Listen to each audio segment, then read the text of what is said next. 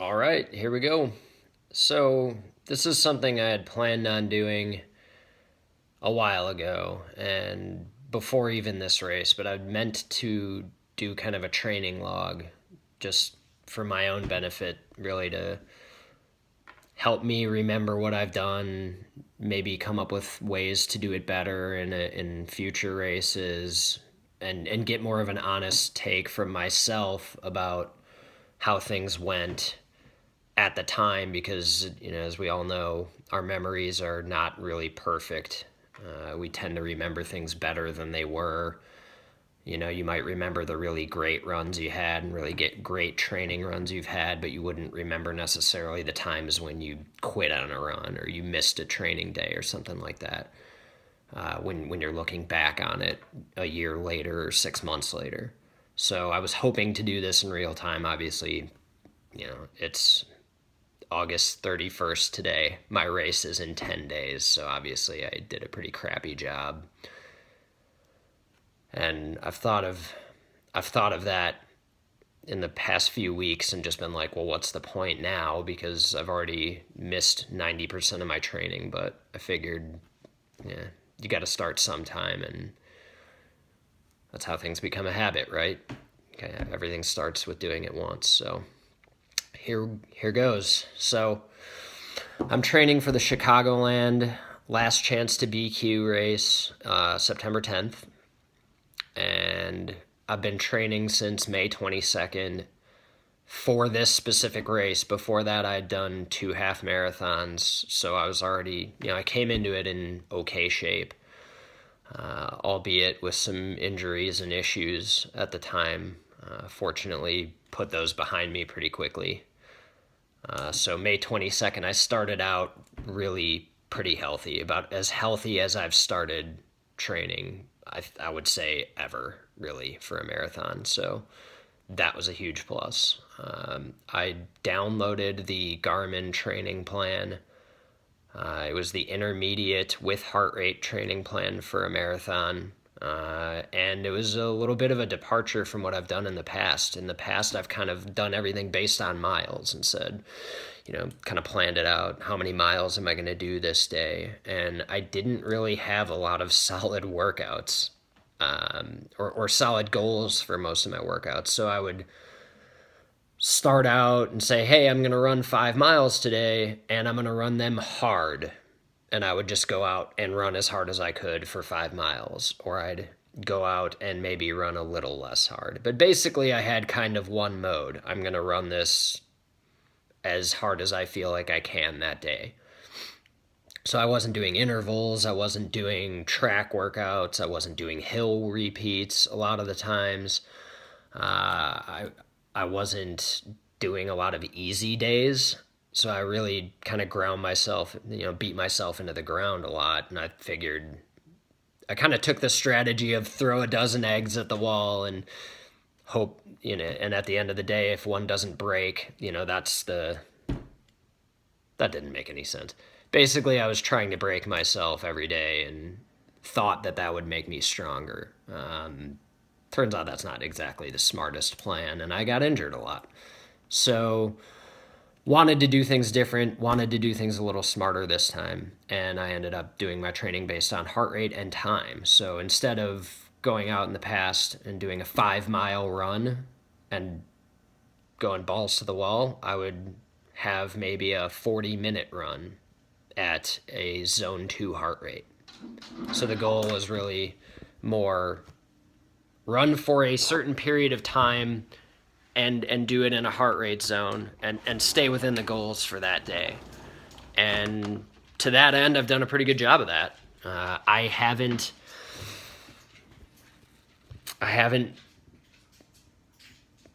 done it the way I would have done it in the past, where I just ran hard all the time and never gave myself days off. So that brings me kind of to the next thing I was going to talk about, which is what have I done right? What have I done wrong in training? So pluses, based on today, I'm not injured, and I haven't had a serious injury. I had a bit of a hamstring thing where I had a muscle that was really tight for maybe a week or two, but it wasn't injured. I was still able to run through it. It made me a bit nervous because obviously a hamstring injury will derail a running or derail training and races for a runner. So it's one of the scarier things you deal with. But in terms of shin splints and stress fractures, which I've had issues with in the past, nothing. And part of that is due to, I saw a doctor for sports medicine, worked on my stride a lot because I've had those issues. I think my stride's much better than it's ever been, but I also think I train smarter. So, huge, huge plus. One of my biggest goals for this race was to line up healthy, and I'm on pace to do that right now. So, that was one thing I've done right. Another thing I've done right, I don't believe I've missed any workouts. I think from at least running workouts, I might have missed a day of cross training here or there, but for the most part, I've lined up and run every day I was supposed to. And that's another big plus. I mean, obviously, that has a lot to do with being healthy, but it it's a good indicator, I think. So, and another one that I've done right, I've trained a lot more in the morning. I never used to be able to get out of bed, so I was running at times when when the race isn't going to be. If you're training at noon but your race is at 6:30 in the morning, you just threw another variable into how you're going to perform on race day because you're not used to running at that time of day. I don't know how big of a deal that is, but I guess we'll find out in 10 days. On to the what have I done wrong. I've missed a few days of cross training, maybe strength training and stuff like that, bike rides. To me, getting the running miles in is the biggest thing, but everything matters. When you're training for a marathon, every little thing matters. So, is that going to hurt me? Probably a little bit. Hopefully not a lot. Another thing I did, frankly, I pussed out a couple of times on runs. Maybe during an interval day, if it was getting really hard, I'd slow down and walk for a minute or 30 seconds or something like that. Does everybody do that at some point during training? I don't know, maybe.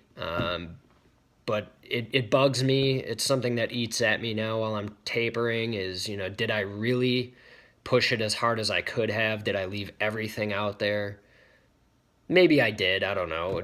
Maybe everyone walks during their training. Maybe even pros do. I don't know. But it's one thing that bugs me, and I wish I would have pushed through them a little harder. I mean, come marathon day, I'm not going to have a choice, right? There's going to be a point during that race where I'm going to want to lay down and die. And, you train your mind just like you train your body. So, did I train my mind to give up, or did I train my mind to push through it? I guess we'll find out in 10 days. So, which brings me to the race, conveniently. What is my goal? If I'm honest with myself, it will be a disappointment, and I'll be frustrated, and it'll eat at me if I don't get a BQ. That is a tough goal for me. I am not a runner who is just straight up talented enough to show up on race day and feel pretty damn good about my chances. My personal best at a marathon is like a 3:16. I need to run 10 minutes faster than that to have a realistic shot of towing the starting line in Boston next year. Obviously, taking 10 minutes off your marathon PR is a pretty lofty goal. So, I mean, I trained to be able to do that.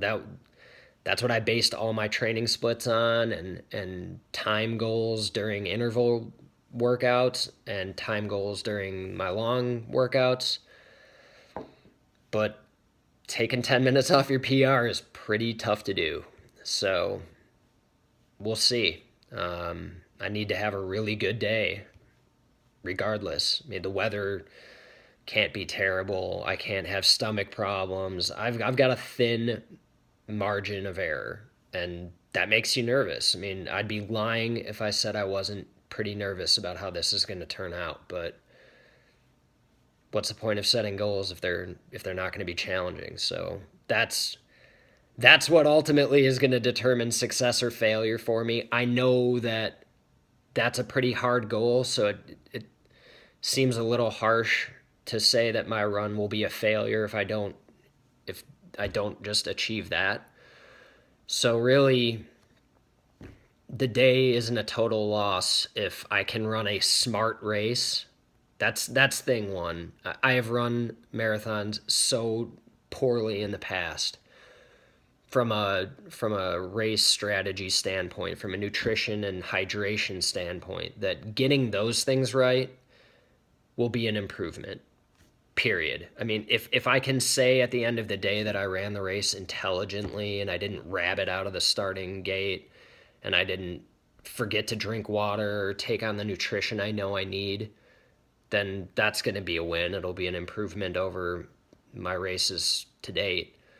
And then obviously, if I beat 316 and I get a PR, it's hard to complain too much about your day.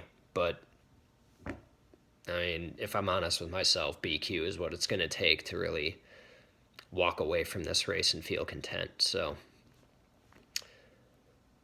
hopefully this video is going to help me later on, maybe training for a race again in a few months if I qualify for Boston, because if I qualify for Boston, I'm going to have to get right back on the horse and start training again pretty soon.